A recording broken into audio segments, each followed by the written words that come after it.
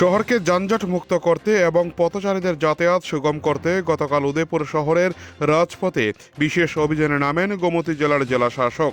জেলাশাসকের উপস্থিতিতে শহরের বিভিন্ন প্রান্তে ফুটপাত দখল করে থাকা অস্থায়ী দোকান ও সামগ্রী উচ্ছেদ করা হয়। তবে প্রশাসনের এই সক্রিয়তার মাঝেই দানা বেঁধেছে নতুন বিতর্ক। শহরের সৌন্দর্যায়ন এবং শৃঙ্খলা বজায় রাখতে জেলাশাসকের কড়া নির্দেশে এই অভিযান চালানো হয়। দীর্ঘদিনের অভিযোগ ছিল, ফুটপাত দখল হয়ে যাওয়ার ফলে সাধারণ মানুষকে জীবনের ঝুঁকি নিয়ে মূল রাস্তা দিয়ে চলাচল করতে হচ্ছে। গতকালের অভিযানে বেশ কিছু অবৈধ স্থাপনা গুড়িয়ে দেওয়া হয় এবং হকারদের সতর্ক করা হয়। অভিযান চললেও শহরের বিভিন্ন মোড়ে এবং জনবহুল স্থানে রাজনৈতিক দলগুলোর ব্যানার ও ফেস্টুন এখনও একইভাবে ঝুলে থাকতে দেখা গেছে।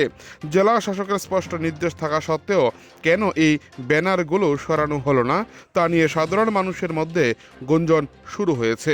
প্রশাসনের এই উদাসীনতা পদক্ষেপ নিয়ে প্রশ্ন তুলেছেন অনেকে।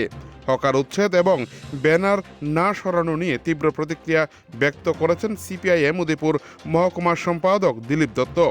সংবাদ মাধ্যমের মুখোমুখি হয়ে তিনি প্রশাসনের ভূমিকার সমালোচনা করে বলেন, ফুটপাত পরিষ্কার করার নামে গরিব হকারদের রোজি রুটিতে আঘাত করা হচ্ছে, অথচ প্রশাসনের নাকের ডগায় শাসক দল সহ বিভিন্ন রাজনৈতিক দলের বড় বড় ব্যানার এখনও শোভা পাচ্ছে। জেলা শাসকের নির্দেশ কি কেবল সাধারণ মানুষের জন্য? রাজনৈতিক দলগুলোর বেলায় কেন প্রশাসন চুপ? তিনি আরও দাবি করেন যে হকারদের বিকল্প ব্যবস্থা না করে এইভাবে উচ্ছেদ করা অমানবিক। শহরের একাংশ দখলমুক্ত হওয়ায় যান চলাচল কিছুটা স্বাভাবিক হলেও হকারদের ভবিষ্যৎ এবং রাজনৈতিক প্রচার সামগ্রী অপসারণ না হওয়া পর্যন্ত এই বিতর্ক থামছে না বলেই মনে করছে ওয়াকিবহাল মহল। উদয়পুর থেকে নিজস্ব প্রতিনিধির রিপোর্ট, টিভি 100 বাংলা।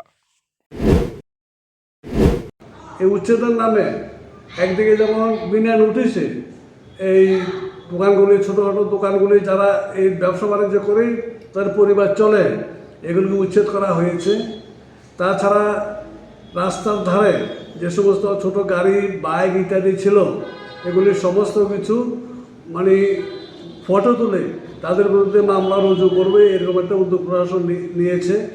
এখানে পৌর প্রশাসন ঠুটু জগন্নাথের ভূমিকা পালন করে, তারাই তাদেরকে বসায়, বসার বিনিময়ে আবার তারাও সম্ভবত প্রশাসনকে দিয়ে এখান থেকে উচ্ছেদ করে, যাতে দ্বিতীয়বার আবার তোলা আদায়ের সুযোগ সেখানে পায়। এই আদায়ের একটা কৌশল চলছে বিজেপি দলের তরফ থেকে। দ্বিতীয়ত, ধরুন শহর পরিষ্কার করার প্রশ্নে প্রশাসনকে শুধু দোকানগুলোই দেখে, ছোটোখাটো দোকানগুলোই দেখে, হোর্ডিংয়ের নামে শহরের পরিবেশটাকে কলুষিত করেছে।